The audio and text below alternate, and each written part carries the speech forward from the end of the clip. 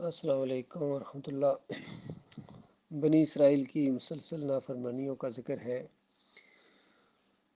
اور نبی علیہ السلام نے جیسا کہ فرمایا تھا مسلمانوں کو کہ بالکل تم ضرور انہی کی پیروی کرو گے، انہی کے طریقے پر چلو گے، اور بالکل وہ ماحول سامنے آ گیا ہمارے، اور نبی علیہ السلام کی بات سچی ثابت ہو گئی۔ ان آیات کی روشنی میں ذرا اپنی اس قوم کا جائزہ لیں۔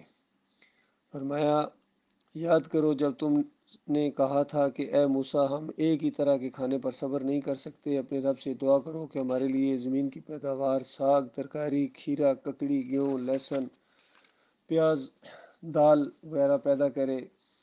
تو موسیٰ علیہ السلام نے کہا کہ کیا ایک بہتر چیز کی بجائے تم ادنیٰ درجے کی چیزیں لینا چاہتے ہو؟ اچھا کسی شہری آبادی میں جا رہو، جو کچھ تم مانگتے ہو وہاں مل جائے گا۔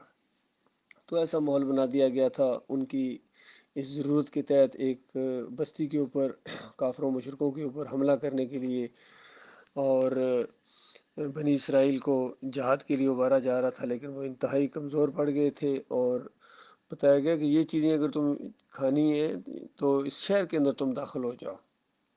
لیکن وہ بالکل ڈھیر ہو گئے، ان کی جرت ہی نہیں تھی، کہنے لگے کہ وہاں تو بڑے بڑے وہ جنگجو قسم کے لوگ ہیں، ہم کیسے ان سے مقابلہ کریں گے۔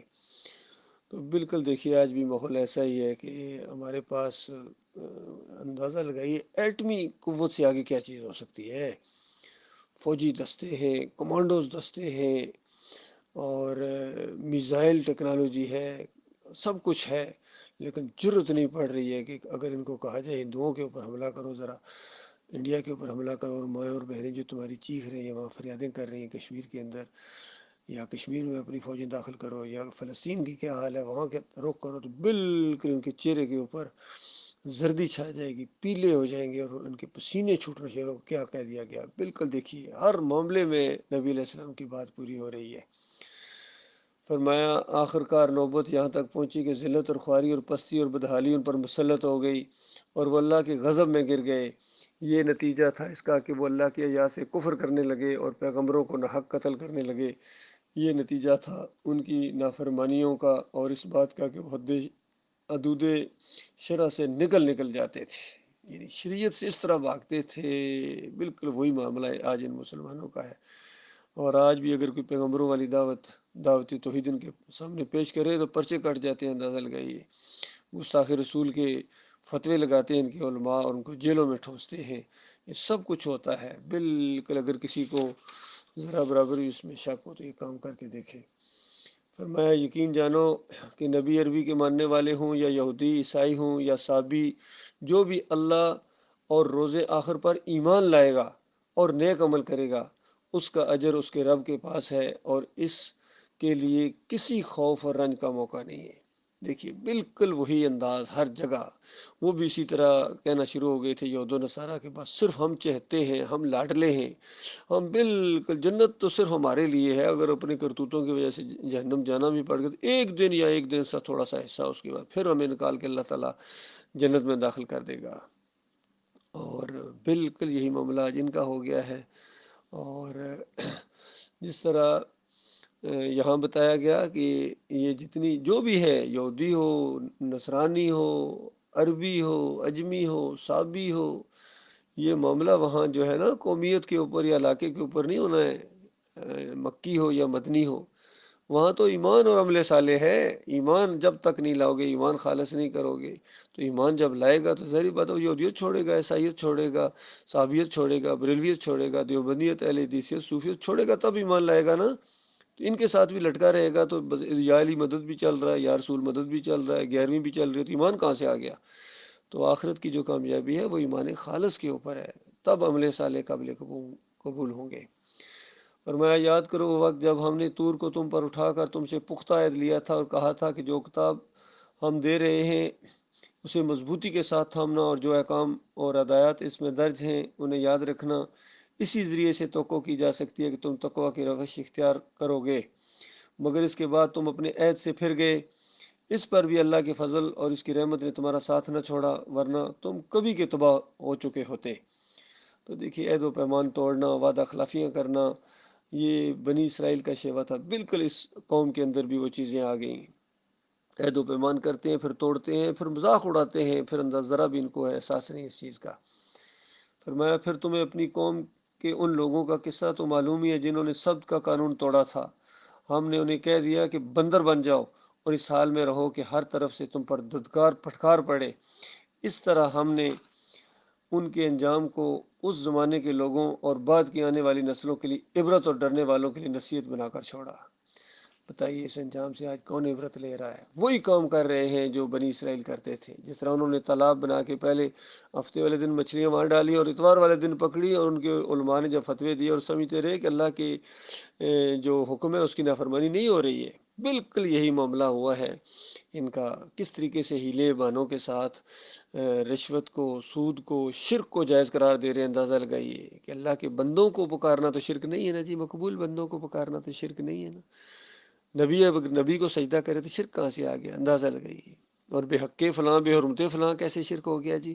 تو اس طرح ہیلے بانے بنا کے شرک کا جواز فراہم کر رہے ہیں، تھپکی دے رہے ہیں اس مشرک قوم کو کہ میاں لگے رہو۔ جمہوریت کے مشرکانہ نظام کو بھی یہ شرک ماننے کے لیے تیار نہیں ہے۔ سراج الحق جیسے آدمی، اندازہ لگائیے، مودودی جیسے آدمی اس میں کود پڑے، خادم حسین رضوی جیسے، حافظ سعید جیسے آدمی، اندازہ لگائیے جمہوریت کے مشرکانہ بت کو بت سمجھتے ہی نہیں ہیں، شرک سمجھتے ہی نہیں ہے۔ تو بتاؤ جب شرک ہی نہیں سمجھو گے تم توبہ کب کرو گے؟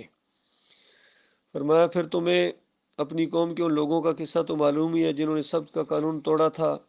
ہم نے انہیں کہہ دیا کہ بندر بن جاؤ اور اس حال میں رہو کہ ہر طرف سے تم پر دھتکار اور پھٹکار پڑے۔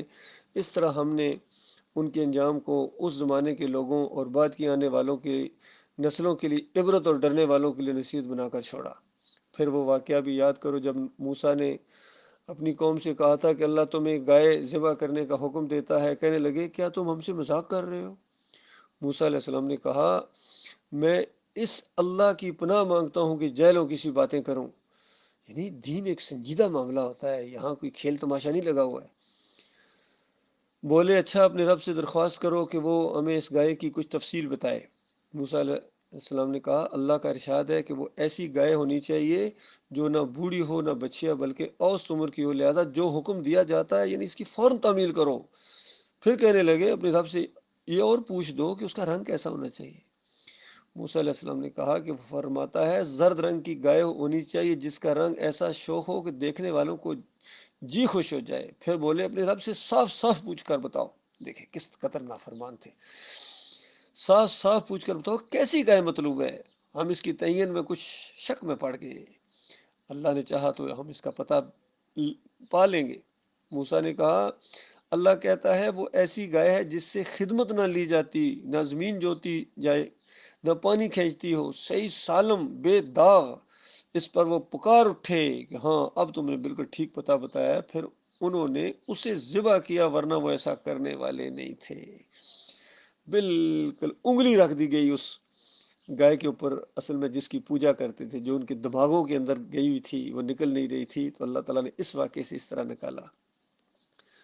آج کے دور میں اس کی مثال بالکل اسی طریقے سے دی جا سکتی ہے کہ اس قوم کے سامنے اگر اس طرح کی کوئی بات آئے، کوئی ایسا معاملہ پیش آ جائے اور صرف ان کو کہہ دیا جائے کہ بس تم مزار گراؤ پھر یہ مسئلہ حل ہو جائے گا، تو ایک دم کہیں گے مزار، پھر چونکہ گرانا ہے، پھر اس کے بعد پوچھیں گے ذرا تھوڑی سی تفصیل بتائیے کون سا گرائیں، چونکہ بے شمار مزار ہیں، کچھ کی کم اہمیت ہے، کچھ کی زیادہ اہمیت ہے، کوئی دلوں میں ہے کوئی دماغوں میں ہے، تو کس کو گرائیں جی؟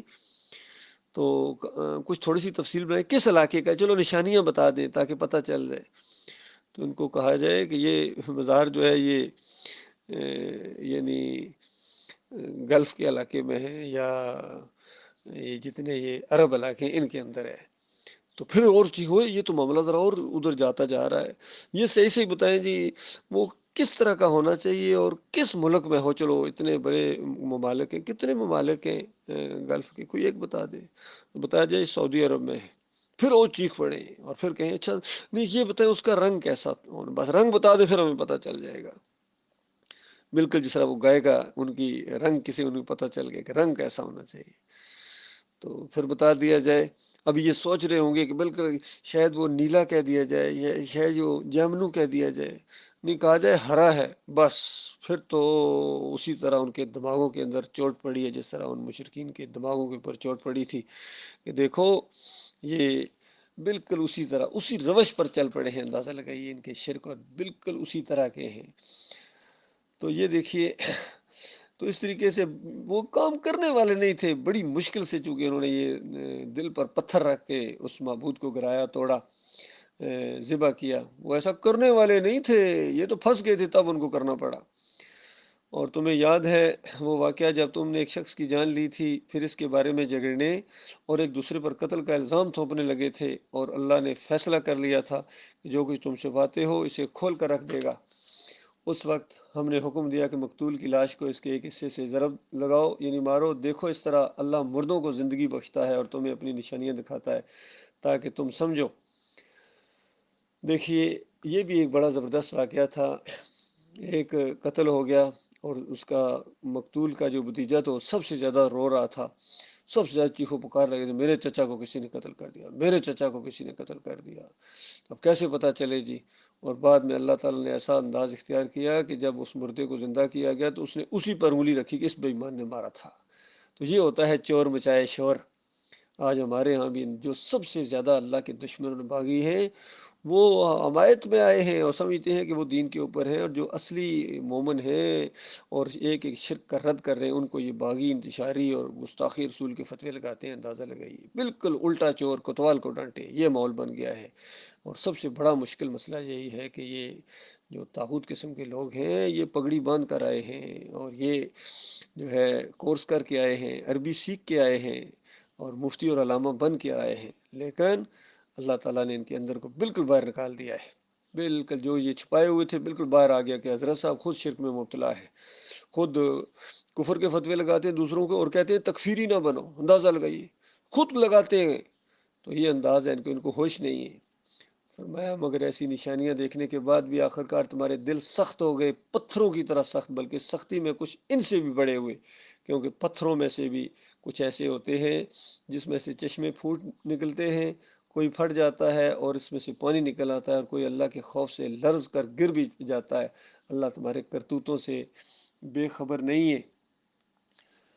اے مسلمانوں، اب کیا ان لوگوں سے تم توقع رکھتے ہو یہ تمہاری دعوت پر ایمان لے آئیں گے؟ یہ بڑی دکھتی رگ ہے۔ آج بھی جو ایمان کی طرف آ بھی گئے ہیں، سمجھ بھی گئے ہیں، تو ان کو گویا یہ آیتیں ان کی دماغ کو کھولنے کے لیے کافی ہیں کہ ان سے امید رکھتے ہو، ان مفتیوں سے، ان علاموں سے، ان پیروں سے، ان مولویوں سے، ان سے یہ امید رکھتے ہو کہ تمہیں سیدھی راہ دکھائیں گے اور یہ ایمان لے آئیں گے؟ سیدھی سادہ بات جو چند لمحوں میں کہی جا سکتی ہے اس کے لیے گھنٹوں کی تقریریں کرتے ہیں گھما پھرا کے، تو ان سے یہ امید رکھتے ہو؟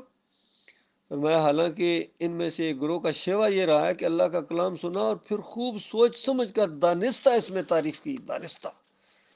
تو بتایا کہ جب یہ ایمانداروں سے ملتے ہیں تو کہتے ہیں کہ ہم بھی انہیں مانتے ہیں، اور جب آپس میں ایک دوسرے سے تخلیہ کی بات چیت ہوتی ہے تو کہتے ہیں کہ یہ بیوقوف ہو گئے ہیں، پاگل ہو گئے ہیں اور مبہوت الحواس ہو گئے۔ اس انداز ایسے ایسے فتوے نکلتے ہیں ان کے منہ سے۔ ان لوگوں کو وہ باتیں بتاتے ہو جو اللہ نے تم پر کھول دی ہیں تاکہ تمہارے رب کی طرف سے تمہارے مقابلے میں انہیں حجت میں پیش کریں، اور کیا یہ جانتے نہیں ہیں کہ جو کچھ یہ چھپاتے ہیں اور جو کچھ یہ ظاہر کرتے ہیں اللہ ان کی سب باتوں کو خبر ہے؟ ان میں ایک گروہ امیوں کا ہے جو کتاب کا تو علم رکھتے ہی نہیں، بس اپنی بے بنیاد امیدوں اور رجوعوں کے لیے بیٹھے اور محض وہم و گمان پر چلے جا رہے ہیں۔ پس ہلاکت اور تباہی ہے ان لوگوں کے لیے جو اپنے ہاتھوں سے شرع کا نوشتہ لکھتے ہیں، پھر لوگوں سے کہتے ہیں کہ یہ اللہ کے پاس سے آیا ہے تاکہ اس کے معاوضے میں تھوڑا سا فائدہ حاصل کریں۔ ان کے ہاتھوں کا یہ لکھا بھی ان کے لیے تباہی کا سامان ہے اور ان کی یہ کمائی بھی ان کے لیے موجب ہلاکت ہے۔ کہتے ہیں دوزخ کی آگ ہمیں ہرگز نہ چھوئے گی الا یہ کہ چند روز کی سزا مل جائے۔ ان سے پوچھو کیا تم نے اللہ سے کوئی عہد لے لیا ہے جس کی خلاف ورزی وہ نہیں کرے گا، یا یہ بات ہے کہ تم اللہ کے ذمے ڈال کر ایسی باتیں کہہ دیتے ہو جس کے متعلق تمہیں علم نہیں ہے کہ اس نے اس کا ذمہ لیا ہے؟ آخر تمہیں دوزخ کی آگ کیوں نہ چھوئے گی؟ یہ بھی جو بھی بدی کمائے گا اور اپنی خطا کاری کے چکر میں پڑا رہے گا وہ دوزخی ہے اور دوزخ میں ہمیشہ رہے گا، اور جو لوگ ایمان لائیں گے، نیک عمل کریں گے، وہی جنتی ہے، جنت میں ہمیشہ رہیں گے۔ بالکل جو بھی شرک اور کفر لے کر آئے گا، چاہے واسطے وسیلے کا شرک ہو، سجدہ تعظیمی کا شرک ہو، اور بے حرمتے بے حق فلاں کے صدقے دعا مانگنے کا شرک ہو، گنبد کا شرک ہو، اور قبر پرستی کا شرک ہو، مورتی کا پوجنے والا ہو، تصویر کا پوجنے والا ہو، جس مسلک سے بھی ہو، بریلویت کا پجاری ہو، دیوبندیت کا پجاری ہو، اہل حدیثیت کا، صوفیزم کا، یا اپنے نفس کا پجاری ہو، بالکل وہ جہنم کے اندر جائے گا اور بالکل وہاں جلے گا، ہمیشہ اس کے اندر رہے گا، کیونکہ اللہ نے فیصلہ کر دیا ہے، کسی ایک شرک کی بھی معافی نہیں۔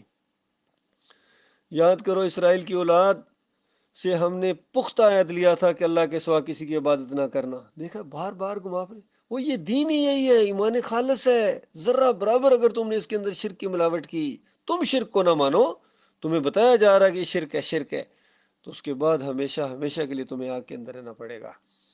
فرمایا یاد کرو اسرائیل کی اولاد سے ہم نے پختہ عہد لیا تھا کہ اللہ کے سوا کسی کی عبادت نہ کرنا، ماں باپ کے ساتھ، رشتہ داروں کے ساتھ، یتیموں مسکینوں کے ساتھ نیک سلوک کرنا، لوگوں سے بھلی بات کہنا، صلاۃ قائم کرنا اور زکوٰۃ دینا، مگر تھوڑے آدمیوں کے سوا تم سب اس عہد سے پھر گئے اور اب تک پھرے ہوئے ہو۔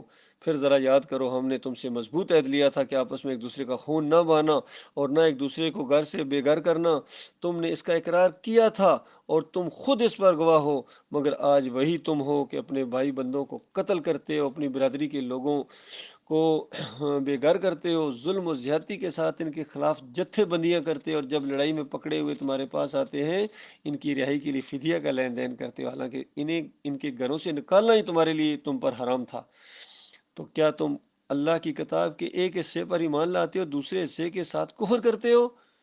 پھر تم میں سے جو ایسا کریں ان کی کیا سزا ہے اس کے سوا کہ دنیا کی زندگی میں ذلیل و خوار ہو کر رہیں اور آخرت میں شدید تر عذاب کی طرف پھیر دیے جائیں۔ یہ بات آج پوری امت مسلمہ کے اوپر فٹ آ رہی ہے کہ کتاب کے کچھ حصے کو مانتے ہیں، کچھ حصے کو نہیں مانتے ہیں، اور اس کی وجہ سے ان کے اوپر ذلت اور خواری چھا گئی ہے۔ کتنی باتیں ہیں جو نہیں مانتے ہیں اور کتنی باتیں جن کو مانتے بھی ہیں۔ تو اسی طرح کچھ شرک کو ماننا اور کچھ شرک کو نہ ماننا، تو یہ بالکل جو ہے یہ بے دینی ہے، اس کی سزا بڑی سخت ہے اللہ کے ہاں۔ فرمایا اللہ ان حرکات سے بے خبر نہیں ہے جو تم کر رہے ہو، یہ وہ لوگ ہیں جنہوں نے آخرت بیچ کر دنیا کی زندگی خرید لی، لہٰذا نہ ان کی سزا میں کوئی تخفیف یعنی کمی ہوگی اور نہ انہیں کوئی مدد ملے گی۔ ہم نے موسیٰ کو کتاب دی، اس کے بعد پے در پے رسول بھیجے، آخرکار عیسیٰ ابن مریم کو روشن نشانیاں دے کر بھیجا، رول قدس سے اس کی مدد کی یعنی جبریل علیہ السلام کے ذریعے۔ پھر یہ تمہارا کیا ڈھنگ ہے کہ جب بھی کوئی رسول تمہاری خواہشات نفس کے خلاف کوئی چیز لے کر تمہارے پاس آیا تو تم نے اس کے مقابلے میں سرکشی ہی کی، کسی کو جھٹلایا اور کسی کو قتل کر ڈالا۔ وہ کہتے ہیں ہمارے دل محفوظ ہیں، اصل بات یہ ہے کہ ان کے کفر کی وجہ سے ان پر اللہ کی پھٹکار یعنی لعنت پڑی ہوئی ہے، اس لیے وہ کم ایمان لاتے ہیں۔ یہ وہ مسئلہ اللہ کے بندو، یہ شرک انسان کی مت مار دیتا ہے، باولا کر دیتا ہے، بوکھلا جاتا ہے۔ ایک شرک بھی اگر کسی کے اندر آ گیا پھر اس کا دماغ کام نہیں کرتا ہے، بوکھلا جاتا ہے۔ جس طرح بوکھلائے ہوئے آپ کو نظر آ رہے ہیں گروپوں کے اندر، جب بھی کفر و شرک کے اوپر چوٹ ماری جاتی ہے بوکھلا کر اس کے بعد حواس باختہ ہو جاتے ہیں اور پھر اپنے شرک کے اوپر ڈٹے رہتے ہیں۔ اصل میں یہ وہ اللہ کی لعنت ہے جو ان کے اوپر پڑی ہوئی ہے۔ فرمایا اور جب جو ایک کتاب اللہ کی طرف سے ان کے پاس آئی ہے، اس کے ساتھ ان کا کیا برتاؤ ہے؟ باوجود کہ وہ اس کتاب کی تصدیق کرتی ہے جو اس کے پاس پہلے سے موجود تھی، باوجود کہ اس کی آمد سے پہلے وہ خود کفار کے مقابلے میں فتح و نصرت کی دعائیں مانگا کرتے تھے، مگر جب وہ چیز آ گئی جسے وہ پہچان بھی گئے تو انہوں نے اسے ماننے سے انکار کر دیا۔ اللہ کی لعنت ان منکرین پر، کیسا برا ذریعہ ہے جس سے یہ اپنے نفس کو تسلی حاصل کرتے ہیں، یعنی تسلیاں دے رہے ہیں اپنے آپ کو، لیکن بالکل کسی اصل کے اوپر بھی نہیں ہے کہ جو ہدایت اللہ نے نازل کی ہے اس کو قبول کرنے کی صرف اس ضد کی بنا پر انکار کر رہے ہیں کہ اللہ نے اپنے فضل سے اپنے جس بندے کو خود چاہا نواز دیا، لہذا اب یہ غضب بلائے غضب کے مستحق ہو گئے ہیں اور ایسے کافروں کے لیے سخت ذلت آمیز سزا مقرر ہے۔ اصل میں اللہ تعالیٰ انگلی رکھ رہا ہے ان کی مرضوں کے اوپر، یہ ضد اور درمی ہے، حسد کی آگ میں جل رہے ہیں کہ وہ توحید کی دعوت آج دوبارہ کیوں شروع ہو گئی ہے، ایمان خالص اور اسی انداز سے کیوں شروع ہو گئی ہے۔ اس ابلیس کے چیلوں کے اندر ایسی آگ مچلتی ہے، اس لیے مومنوں کو کفر و شرک کے فتوے لگاتے ہیں، کبھی گستاخی رسول کے فتوے لگاتے ہیں، کبھی باغی اور انتشاری کہتے ہیں، جو مرضی کہو، اس سے زیادہ کہو، اب تمہاری جنگ ہمارے ساتھ نہیں ہے، یاد رکھنا تمہاری جنگ ایمان خالص کے ساتھ ہے، توحید کے ساتھ ہے، وہ اللہ نپٹ لے گا اور اپنے بندوں کا وہ محافظ ہے، اپنے بندوں کی عزت کا محافظ ہے، اور تمہارے فریب کو وہ زیادہ دیر چلنے نہیں دے گا۔ فرمایا جب ان سے کہا جاتا ہے کہ جو کچھ اللہ نے نازل کیا اس پر ایمان لاؤ، تو کہتے ہیں کہ ہم تو صرف اسی چیز پر ایمان لاتے ہیں جو ہمارے ہاں پہلے سے موجود ہے، یعنی اتری ہے ہمارے اوپر۔ اس دائرے کے باہر جو کچھ آیا ہے اسے ماننے سے وہ انکار کرتے ہیں۔ بس دائرہ لگا دیا انہوں نے، اس کے باہر کوئی چیز وہ ماننے کے لیے تیار نہیں ہے، حالانکہ وہ حق ہے، یعنی یہ دعوت بالکل حق ہے، اور اس تعلیم کی تصدیق و تائید کر رہی ہے جو ان کے ہاں پہلے سے موجود تھی۔ اچھا ان سے کہو، اگر اس تعلیم ہی پر ایمان رکھنے والے ہو جو تمہارے یہاں آئی تھی، تو اس سے پہلے اللہ کے ان پیغمبروں کو جو خود بنی اسرائیل میں جنہیں آئے تھے کیوں قتل کرتے رہے ہو؟ تمہارے پاس موسیٰ کیسی روشن نشانیوں کے ساتھ آئے، پھر بھی تم ایسے ظالم تھے کہ ان کی پیٹھ موڑتے ہی بچڑے کو معبود بنا بیٹھا، بچڑے کو معبود بنا بیٹھا۔ بالکل یہ آج کل کے ماحول کے اوپر ہے کہ مسلمانوں نے اپنے اپنے معبود بنائے ہیں، فرقے بنائے ہیں، مسلک بنائے ہیں، کوئی گنبد کا پجاری ہے، کوئی مزار شریف کا پجاری ہے، کوئی پیر صاحب کی پنڈلیاں دبا رہا ہے، سب نے اپنے اپنے معبود بنائے ہوئے ہیں۔ کوئی یوسف علیہ السلام کو سجدہ ثابت کر رہا ہے، کوئی نبی علیہ السلام کو اللہ کے ساتھ شریک ٹھہرا رہا ہے، نوروں میں نور اللہ کا عقیدہ، کوئی ان کی نظر و نیاز کر رہا ہے، کوئی واسطے وسیلے دے رہا ہے، کوئی گنبد کے ساتھ چمٹا ہوا ہے، کوئی بحق فلاں بے حرمت فلاں کے فتوے دے رہا ہے کہ یہ شرک نہیں ہے۔ تو اس طرح سارے کہیں نہ کہیں لگے ہوئے ہیں، اور انہوں نے اپنے معبود بنائے ہوئے ہیں۔ یہ سارے کے سارے گویا سامری ہیں، جو بھی شرک گڑتا ہے وہ سامری کی طرح ہوتا ہے، بڑا چالاک و شاطر ہوتا ہے۔ فرمایا پھر ذرا اس میثاق یعنی عہد و پیمان کو یاد کرو جو طور کو تمہارے اوپر اٹھا کر ہم نے تم سے لیا تھا۔ ہم نے تاکید کی تھی کہ جو ہدایت ہم دے رہے ہیں ان کو سختی کے ساتھ پابندی کرو اور کان لگا کر سنو۔ تمہارے اسلاف نے کہا ہم نے سن لیا مگر مانیں گے نہیں۔ یہ ہوا تھا، ایسا لگتا ہے کسی موقع کے اوپر جو عہد و پیمان لیا گیا تھا، انہوں نے جب کہا کہ مانیں گے نہیں تو ایسا پہاڑ گویا اللہ نے ان کو اوپر گرانے کے لیے اوپر کر دیا تھا، ایک دم جب چیخے مانیں گے اس انداز سے۔ تو یہ ذکر ہے اس کا، اور ان کی باطل پرستی کا یہ حال تھا کہ دلوں میں ان کی بچھڑا ہی بسا ہوا تھا، بچھڑا اندر چلا گیا تھا، جس طرح ان مسلمانوں کے اندر یہ گنبد چلے گئے، ہندوؤں کے اندر چلے گئے ہیں وہ مورتیاں چلی گئی ہیں، سکھوں کے اندر یہ اپنے بابے چلے گئے، وہ بھی قبر کو پجاری ہیں، گردوارے چلے گئے ہیں، اور ان مسلمانوں کے اندر یہ گنبد اور مزار چلے گئے ہیں، پیر صاحب چلے گئے ہیں، بابے چلے گئے ہیں، تعویذ گنڈے چلے گئے ہیں، جمہوریت چلی گئی ان کے دماغوں کے اندر، وہ اس کے اندر سے نکل ہی نہیں رہی ہے، بالکل پوری طرح وہ بات نبی علیہ السلام کی پوری ہو گئی۔ تو یہ نہیں بتایا کہ بچڑا تمہارے اندر بسا ہو، کہو تم مومن ہو، تو یہ عجیب ایمان ہے، ایسی بری حرکات کا تمہیں حکم دے، یہ مومن ہو تمہارے دماغ کے اندر یہ شرک اور کفر، شرک ہی نہیں ہے، بے حق فلاں بے حرمت فلاں، گنبد شرک نہیں ہے جی، مورتی شرک نہیں ہے جی، تصویر لگی ہوئی ہے یہ تو بتاؤ، یہ جو 12 ربیع الاول کو یہ گھماتے ہیں اس ٹرالی کے اوپر اور بڑے بڑے ٹریلوں کے اوپر، ایک کے اوپر بیت اللہ کی وہ تمثیل بنی ہوتی ہے پوری طرح، اس کی وہ ماڈل بنا ہوتا ہے، دوسرے ٹریلے کے اوپر گنبد بنا ہوتا ہے۔ تو بتاؤ کیا یہ ذرا توہین کر کے دیکھنا نا وہاں، کہنا میں نے اس گنبد کی ہے، میں نے نبی علیہ السلام کی تو نہیں کی ہے، تو وہ اس کو پوجتے ہیں، ان کا معبود ہے، اس کی توہین کرو گے تو بس پھر تم نہیں یا وہ نہیں، گستاخ رسول کے فتوے لگیں گے، پرچے کٹ جائیں گے، حکومت کا قانون حرکت میں آ جائے گا، عوام جلوس نکال کر آپ کی طرف آئے گی۔ کہتے ہیں پوجا کہاں ہو رہی ہے؟ پوجا تو کوئی نہیں ہو رہی۔ اچھا آنکھیں کھولو نا مومن صاحب، ان سے کہو اگر واقعی اللہ کے نزدیک آخرت کا گھر تمام انسانوں کو چھوڑ کر صرف تمہارے لیے مخصوص ہے، تب تو تمہیں چاہیے کہ موت کی تمنا کرو اگر تم اپنے اس خیال میں سچے ہو۔ یہ نہیں پھر آگے بڑھو نا، اللہ کے راستے میں جہاد کرو، اللہ کی دعوت دو، گلیوں بازاروں میں ذرا آؤ، کبھی آئے ہو؟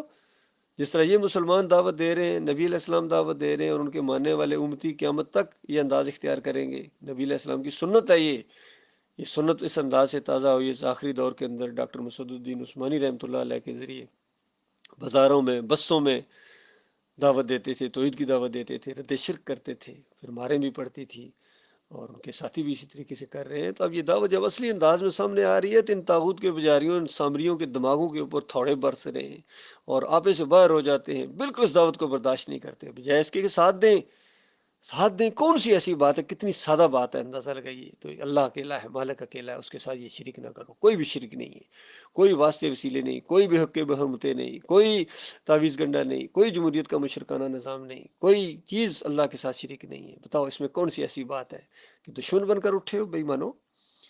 اور میں یقین جانو کہ یہ کبھی اس کی تمنا نہ کریں گے، اس لیے کہ اپنے ہاتھوں سے جو کما کر انہوں نے آگے بھیج دیا ہے، یعنی ان کی کرتوت جو جا چکے ہیں، اس کا تقاضا یہی ہے کہ یہ وہاں جانے کی تمنا نہ کریں۔ اللہ ان ظالموں کے حال سے خوب واقف ہے، تو میں نے سب سے بڑھ کر جینے کا حریص پا ہو گیا، تاکہ اس معاملے میں مشرکوں سے بھی بڑے ہوئے ہیں۔ ان میں سے ایک ایک شخص یہ چاہتا ہے کہ کسی طرح 1000 برس جیے، حالانکہ لمبی عمر بہرحال اسے عذاب سے تو دور نہیں کر سکتی۔ جیسے کچھ ہم آج یہ کر رہے ہیں، اللہ تو انہیں دیکھ ہی رہا ہے۔ تو اس انداز سے بتایا گیا کہ حضرت صاحب کتنا جی لو گے، مولانا صاحب، مفتی صاحب، آخر مرنا 100 سال کے بعد، کروڑ سال بھی اگر تم جی لو اسی طرح ایمان کی مخالفت کرتے رہو، آخر مرنے کے بعد پھر تم اس آگ میں جاؤ گے، وہ تو جانا ہے، اس میں تو کوئی شک ہی نہیں ہے۔ وہ بچے گا وہ جو خالص توبہ کرے گا، ایمان لائے گا، ایک ایک شرک سے توبہ کرے گا، مسلک پرستی سے توبہ کرے گا، پھر سچوں کا ساتھ دے گا۔ یہ بھی بہت ضروری یاد رکھیے، اگر سچوں کا ساتھ نہیں دیتے ہو، درمیان میں تماشا دیکھ رہے ہو، تم انہی کے ساتھ سمجھ جاؤ گے۔ اللہ تعالیٰ غور و فکر کرنے کی توفیق عطا فرمائے۔ وقول قولی ھذا استغفر اللہ لی ولکم ولسائر المسلمین۔